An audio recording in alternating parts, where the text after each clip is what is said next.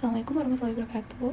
Nama saya Roshida Nifa. Di sini saya akan melakukan presentasi untuk tugas mata kuliah Sistem Cerdas dengan judul Fasi Mamdani untuk deteksi tingkat stres dengan pendekatan multidimensi, fisiologis dan psikologis.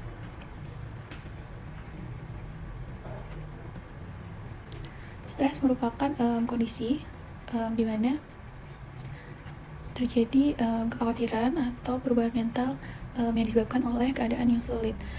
Stres ini dapat disebabkan oleh beberapa hal, diantaranya respon manusia terhadap suatu masalah atau kesulitan yang dihadapi selama hidupnya. Itu merupakan dijelaskan oleh World Health Organization. Lalu stres sendiri sulit diukur secara objektif. Data stres sendiri bersifat subjektif dan tidak pasti atau uncertain, dan metode tradisional tidak selalu efektif untuk pengukuran tingkat stres ini. Lalu mengapa saya menggunakan fasiologik? Fasiologik sendiri memiliki kemampuan untuk mengatasi keterbatasan logika umum atau KRIS yang bersifat kaku. Jika dalam logika KRIS, BPM kurang dari 100 diindikasikan sebagai normal, sementara BPM lebih dari 100 dikategorikan sebagai tidak normal. Berbeda dengan hal tersebut, Fasi akan melakukan kategorisasi di mana BPM 100 merupakan masuk dalam keanggotaan normal sebanyak 0,2 dan keanggotaan tinggi sebanyak 0,8. Sehingga Fasi sendiri mampu merepresentasikan variabel linguistik dan data yang tidak pasti secara fleksibel. Dalam hal ini, jika kondisi dari responden atau seseorang mengatakan bahwa BPM-nya normal, maka Fasi akan menilai bahwa itu memiliki nilai atau kategori di angka 3. Selanjutnya, pada sistem Fasi ini, sistem input yang akan dimasukkan atau digunakan berupa dua jenis, yaitu fisiologis meliputi detak jantung, suhu tubuh, dan aktivitas fisik, dan juga psikologis yang meliputi kualitas tidur, beban kerja, dan juga screen time. Untuk data yang digunakan pada sistem Fasi ini diperoleh dengan kuesioner yang melibatkan 30 partisipan dengan kriteria pekerja berusia 22 sampai 35 tahun, di mana kuesioner dilakukan dengan menggunakan skala Likert 1 sampai dengan 5. Lalu proses Fasi sendiri, karena saya menggunakan metode Mamdani, terdiri dari 4 proses, yaitu fasifikasi, di mana angka diubah menjadi derajat keanggotaan berkisar antara 0,0 hingga 1,0. Yang kedua adalah inferensi, terdiri dari evaluasi 28 aturan if then. Yang ketiga agregasi, yang merupakan gabungan output setiap aturan. Yang keempat adalah diversifikasi, di mana dihitung menggunakan centroid dengan hasil akhir yaitu skor 1 sampai dengan 100 dengan 3 kategori stres. Lalu untuk membership function pada sistem ini dipetakan menjadi 3 kategori, yaitu rendah, sedang, dan tinggi, di mana kurva yang dibentuk yaitu terdiri dari shoulder left, triangle, dan shoulder right. Rumus matematika yang digunakan sendiri, contoh pada membership function sedang itu seperti yang tertera di sini, di mana A lebih besar dari X atau lebih besar dari C dengan dengan pendefinisian fungsi yang ada di kode seperti ini. Lalu kemudian untuk rule base terdiri dari 28 aturan. Yang pertama itu disusun berdasarkan 6 variabel input yang dibagi menjadi 3 kelompok, yaitu fisiologis, gaya hidup, dan psikologis. Masing-masing kategori mewakili keadaan atau kondisi tertentu. Seperti pada fisiologis sendiri berguna untuk mengetahui reaksi atau gejala tubuh yang didapatkan dari detak jantung dan juga suhu tubuh. Begitu pula dengan gaya hidup dan psikologis, masing-masing memiliki 6 aturan untuk fisiologis, 7 aturan pada 7 aturan pada gaya hidup, dan 7 aturan pada psikologis. Contoh penggunaan variabel rule base di sini seperti pada contoh if detak jantung rendah and suhu tubuh rendah dan stres sedang. Contoh penggunaan pada sistem dibagi per kategori kelompok seperti di bawah, kelompok 1, 2, kelompok 3.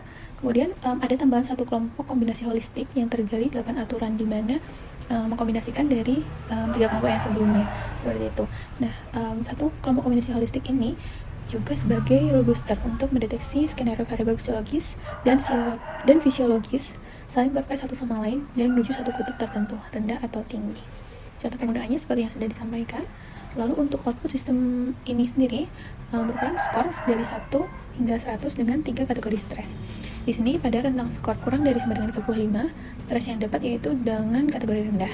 Jika skor adalah 35 hingga 65, maka stres kategori sedang, dan jika lebih dari 65, maka stres dikategorikan sebagai stres yang tinggi.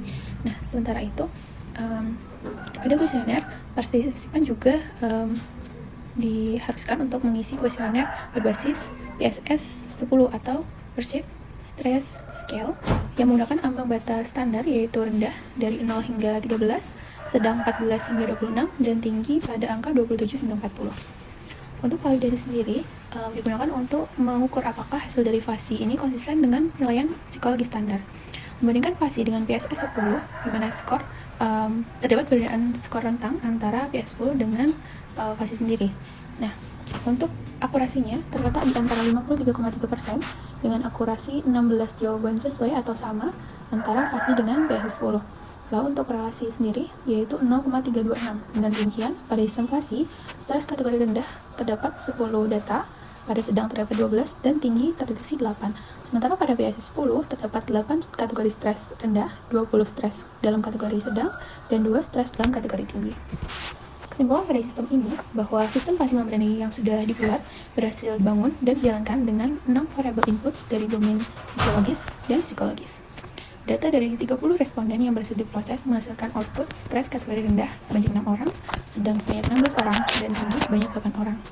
Akurasi kesesuaian kategori sebanyak 53,3% tidak mengindikasikan kegagalan sistem, melainkan hal tersebut terjadi akibat perbedaan karakteristik, homogenitas data, dan jumlah sampel yang digunakan. Untuk selanjutnya, saya akan mendemokan sedikit untuk proyek yang sudah dibuat. Dapat diakses melalui repository GitHub di sini. File yang dapat digunakan berupa file kuesioner di sini, kuesioner deteksi tingkat stres. Lalu ada file FASI untuk stress detection. Di sini ada juga hasil analisis yang sudah saya berhasil saya jalankan pada sistem. Untuk file penggunaan dan panduan langkah-langkah, ada penjelasan di file readme, dan juga di sini saya akan tunjukkan sedikit untuk hasil sistemnya yang sudah saya jalankan melalui Google Colab. Oke, baik. Pak, sudah saya inputkan yaitu, maksudnya sudah saya attach yaitu kuesioner berbasis CSV dan file FASI. Hasil yang sudah dijalankan seperti yang sudah saya jelaskan sebelumnya. Oke, baik. Terdiri dari kecocokan yaitu 16 dari 30 data dengan akurasi 53,3% dan korelasi R sama dengan 0,326.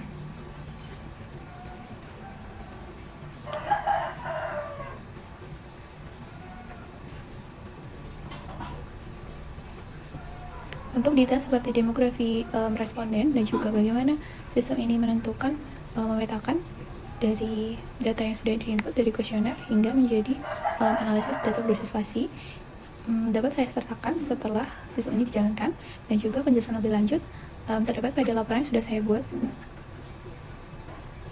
pada sistem FASI ini. Demikian presentasi dari saya. Terima kasih. Wassalamualaikum warahmatullahi wabarakatuh.